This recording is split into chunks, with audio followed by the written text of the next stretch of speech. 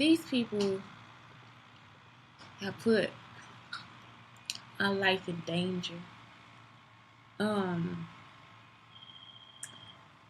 I just was at the laundromat. I was just washing. And since the phone can't make calls out to regular people like the police and all this different stuff, and hopefully the other person's phone can make a call out. So, I'm just washing my clothes, minding my business, not bothering anybody. And some man comes up and starts talking to me, another weird white man.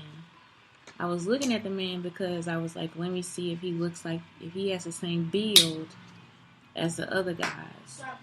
Also, I'm thinking, is this going to cause me anxiety? I was walking back, I was like, don't have anxiety, but I'm going to go to bed in a second. And so if I don't have it, I'll wake up and not do a video. But if I do, I'm going to wake up and do it because I know that this, for some reason, I keep thinking that this has something to do with Michelle Martin.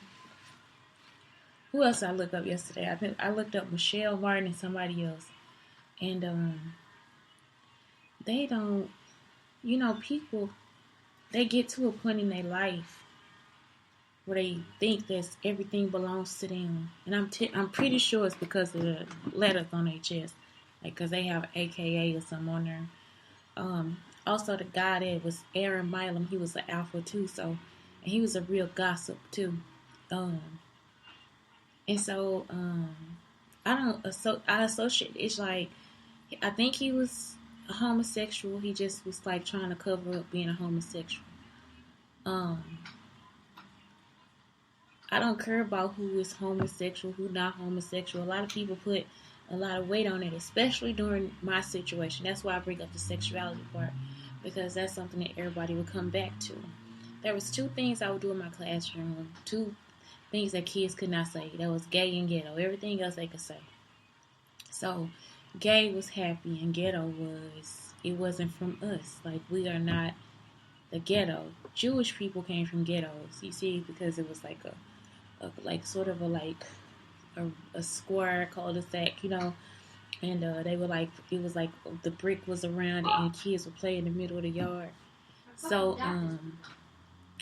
that was something I wanted to teach my kids, don't always associate the word ghetto with negativity, even though that is a negative situation, but in our situation, why do we have to use the word ghetto? It's like ghetto is not a term that we should even be using, because most of the time we not ghetto, we just in our own culture. Like, we use ebonics and but we also are profound and articulate.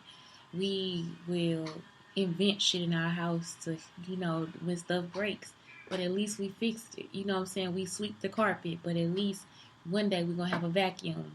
So it's just like, in the meantime, it can't be ghetto because sometimes everybody's just trying to make the ends meet. So, that was something I used to do with my kids. And like I said, it's like, they just don't get the point. And I'm so calm now, it's because today I thought about coming back and getting a knife to kill him. That's premeditated murder. I thought about coming back here quickly to get the knife, to actually just get him to say who sent him to me in that particular way. So yeah, just a white male. He was kind of like homely looking, kind of scraggly looking. He had on low, like his pants were low, all these different things. And so, yeah, because she went through my computer. And so why was it important for her to go through my computer? Why was it important for her to have me at that school? Why was it important for her and him to even have me involved in anything they were doing? And like I said, I never did anything to this lady. I'm talking about nothing, nothing. I remember it was a tablet, though, I had. And she kind of reminded me of the person on the tablet. So the tablet, I got it from Sprint. It was out the box. And somebody else's name was connected to it on Facebook. So she had a number connected to it through Facebook. So I contacted her to let her know that she had to delete that so I could use the so that I can then therefore use the thing. So like I said, it was stolen, and now I'm thinking that they are actually just using the tablet. So again, it's just like a lot of um, it's just a lot of bullshit I'm going through, and so yeah, it's like now it is time for me to go ahead and hurt somebody. You know what I'm saying? It's like it's time out for games now. And Christmas is coming. You know, people money low, people get stressed out, different things like that, and people, you still want to play games. So you got a whole life ahead of you, and you still here to play games. So yeah, I'm not down with that. My life is in danger, and I actually need a relocation service. Um, it's just not funny to me.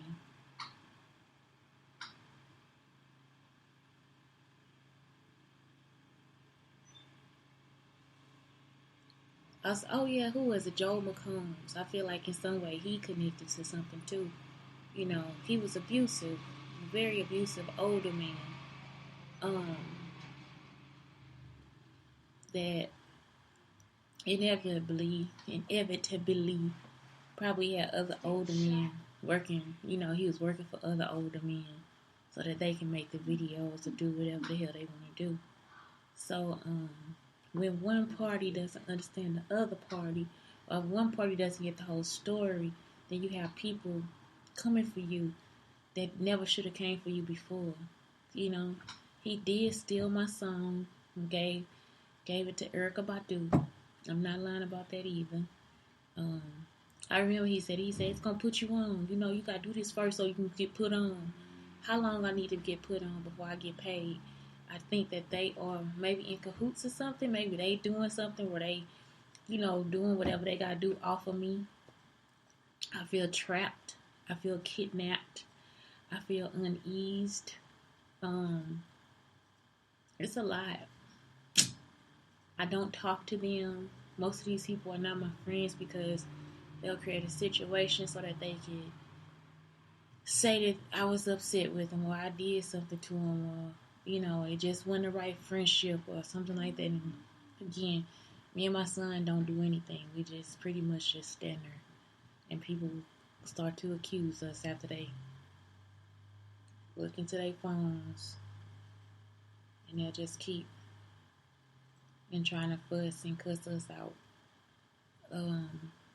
So yeah, we are in danger. Um, it's no two ways about it. They don't even know what to do. They weren't on any piece of paper about anything that I wrote. The only way that Michelle Martin would know anything about me is if she went through my computer. And I think at some point, I guess she got a hook on it or something like that. I don't know. Because like I said, she was in my pen zoo or whatever. So, at first I thought it was just online. But when I saw her, she was trying to, I guess, do something from the classroom or whatever. It's like, I don't know what's wrong with you, but y'all trifling to me. It's like, when do y'all wake up and realize how trifling y'all are? I'm not trying to sell anything for you. I'm not trying to help you do anything. I was trying to get myself to safety. And that's it. I don't know how else to tell y'all. I really am afraid of most of y'all because the stuff y'all do is already crazy or it's already accusatory. After being in a relationship with a crazy person and coming from a college situation like that where I have to flee the city that I live in to go somewhere else to have a better life, and then to get to Texas and have to go through all those things too, that's a problem for me. And I don't think y'all really understand. So I'm going to try to do whatever the fuck I can to get the fuck away from y'all. Because y'all don't understand safety and the solace and peace of somebody else's life. Why would I be that important to you? Why would my son's life not be that important to you. If you are the principal of a school or you are the father of a young child, why would your self-respect not be enough for you? And so that's all I'm saying. It's like, y'all really be coming for me or sending people at me like I'm actually communicating something to you. And I'm not. I'm actually trying to flee away from you because I am considering this to be a hostile environment, and I am also in a hostile situation. And I have been ever since I left that campus. There is no reason for a man to have to call and get my sexual history from his brothers. Y'all got it wrong. And so, why do I have to pay the price for that? Why couldn't I and my son choose a life and then move in that entire direction of our life? I am not anybody's student. I am not under anybody's guidance. And I do not have a boss. So why is it that you have to try to pintail me in a position to force or hold me to go through something that you have now put in place that had nothing to do with you at all? These are just questions, and they deserve simple answers. And they also deserve somebody to go to prison, because I'm not here to play with people and the danger that they are putting me and my child in. So you already see that you have the records of the rapes. To go back and have somebody come into my life and repeat the rapes. Michelle Martin also sent the fuckboy to me, I believe. I mean, I'm serious. That's how I feel. Like, maybe she felt like she was a pimp. Because you big pimp, I understand your shit. I'm just a writer.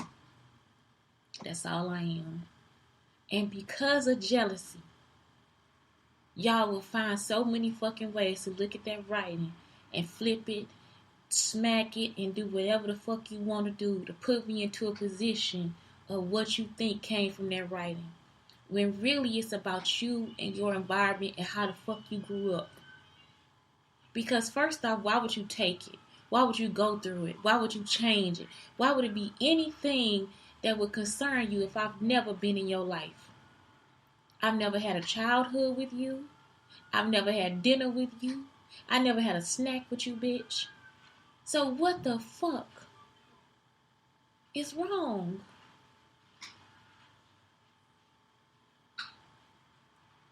I don't understand. And I really do wish y'all would die. I'm serious, like, leave us alone.